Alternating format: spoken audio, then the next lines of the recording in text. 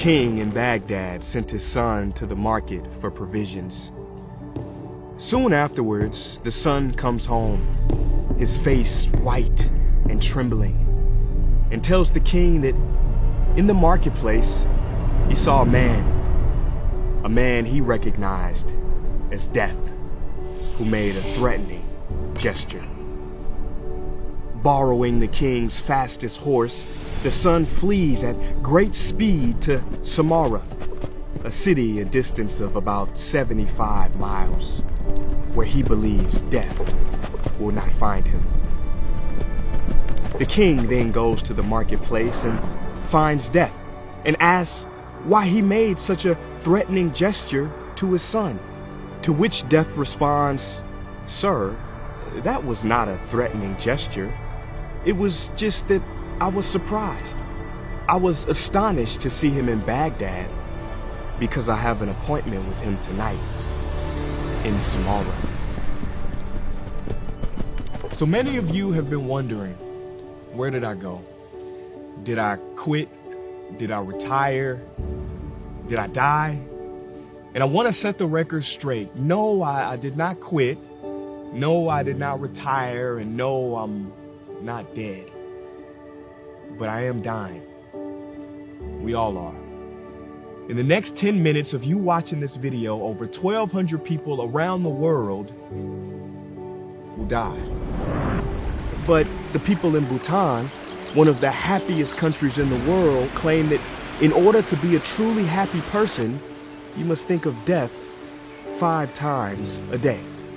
The Greeks and Stoics would often keep a human skull on their desk side, meaning memento mori, which translates to remember that you will die. In the famous text, the Tibetan book on living and dying, it is said, of all footprints, those of the elephant are supreme, and of all meditations, that on death is supreme. And so death, guys and girls, for the last few months has had me questioning, am I living this brief time that I have fully, authentically? So I took a pause. Please welcome Prince Ea. Prince Ea. Because listen, I've been on this planet for 34 years. The average lifespan for a man is 78, for a black man it is 72. So statistically speaking, I'm getting close to halfway there. Now you may be 18 thinking you have 60 years to live, but you may have less time than me. Because like that story showed us, death finds you when it is time for your appointment.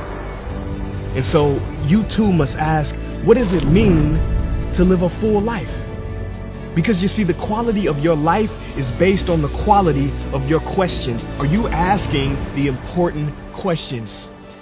99% of us are not. For 99%, social pressures have completely blinded us and turned us into hungry ghosts.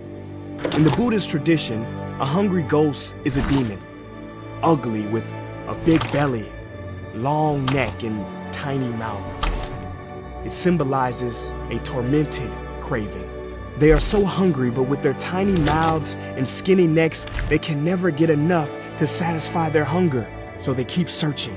Isn't this the human condition? No matter how much you get, you always want more, because of course you can never have enough of what you don't really want. There's an 85-year-old woman who, at the end of her life, wrote a poem. And it goes like this.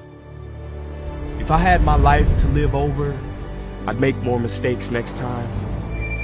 I'd relax. I would be sillier than I have been this trip. I would take fewer things seriously. I would take more chances. I would take more trips. I would climb more mountains and swim more rivers. I would eat more ice cream and less beans.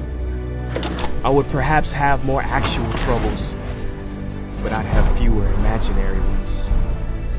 You see, one of those people who live sensibly, insanely, hour after hour, day after day. Yeah, I've had my moments, and if I had to do it over again, I'd have more of them. In fact, I try to have nothing else, just moments, one after another, instead of living so many years ahead of each day. You see, I was one of those people who never go anywhere without a thermometer, a raincoat, and a parachute. If I had my life to live over, I would start barefoot earlier in the spring and stay that way later in the fall. If I had to do it again, I would travel lighter next time. I would go to more dances. I would ride more merry-go-rounds. I would pick more daisies. If I had my life to live over. Guys, my journey in life has been quite the adventure. From growing up in St. Louis, the most dangerous city in America, to working as a mascot, to performing and speaking all over the world. See, I have been blessed to be able to look behind the curtain on both sides. I've seen great poverty and I've seen great wealth. And so now I'm interested in what I believe is the most important step of life, the highest calling, complete freedom. Living in true freedom is rare. I just don't see too many people with it. Now, I've met millionaires and billionaires, and you would think they are free, but many are imprisoned. Imprisoned by the ambition of wanting more. They are not free. They have simply built a luxury bed in their jail cell. This life, guys, is a mystery, but this I know for sure. We are not here to merely achieve name, fame, or financial gain. There is something deeper. Our lives will be measured by our standard of life, not by our standard of living. We are not here to merely entertain ourselves, to scroll up and down, swipe left and right, feeding our minds junk food, rotting these marvelous brains. We literally use the greatest tool on the face of the earth to spread hate on Twitter and watch prank drama channels. That's like building the most advanced computer known to man and using it only to watch TikTok videos. So what's next for me? Well, first, it is my mission to walk the talk. And then I want to help you to achieve complete freedom in all of its forms. But first, I must ask, what is success to you?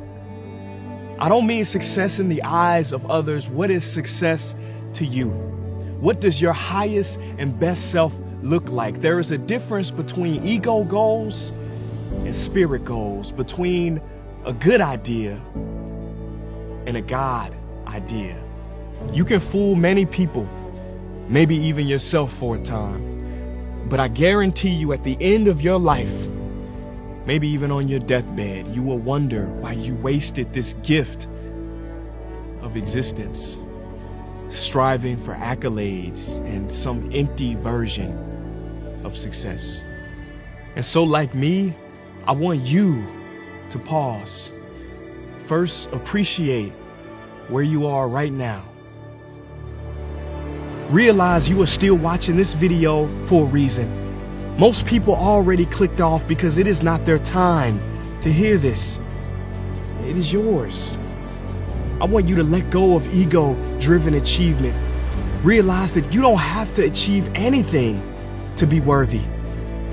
All you must do is be. Be yourself totally and fully. There have been 117 billion people who have lived and died on this blue planet, but there has never been and will never be another you. Listen not to your mind, but to your heart of hearts. And so I will end with one final story. The great master became a legend in his lifetime. It was said that God once sought his advice. God said, I want to play a game of hide and seek with humankind. I have asked my angels, what is the best place to hide in? Some say the depth of the ocean. Others say the top of the highest mountain. Others say the far side of the moon or a distant star. What do you suggest? The master paused and said, hide in the human heart. That is the last place they will look.